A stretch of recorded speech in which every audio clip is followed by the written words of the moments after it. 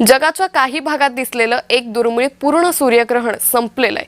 भारतात हे सूर्यग्रहण दिसलं नसलं तरी सुद्धा युरोपनं मात्र हे अभूतपूर्व सोहळा अनुभवलेला आहे। विशेषतः स्पेनमध्ये हे सूर्यग्रहण मोठ्या प्रमाणात लोकांनी अनुभवलंय। समुद्राच्या काठावर लोक मोठ्या प्रमाणात जमलेले होते। स्पेन, आइसलँड लोकांनी दिवसा रात्र झाल्याचा अनुभव घेतला।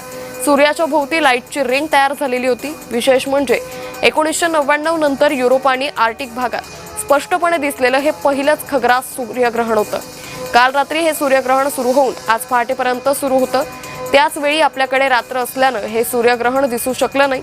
चंद्र ज्यावेळी फिरता फिरता सूर्य आणि पृथ्वीच्या मधात येतो त्यावेळी सूर्यग्रहण लागल्याचं समजलं जातं। पृथ्वीच्या काही भागात हे सूर्यग्रहण आंशिक दिसतं, काही ठिकाणी पूर्ण दिसतं तर काही ठिकाणी दिसतच नाही। तर त्याची ही दृश्य सध्या समोर येत आहे। स्पेन आणि आयर्लंडमध्ये दिवसा काळोख झाल्याचं पाहायला मिळालं। वर्षातलं सर्वात मोठं सूर्यग्रहण युरोपच्या नागरिकांना अनुभवता आलं।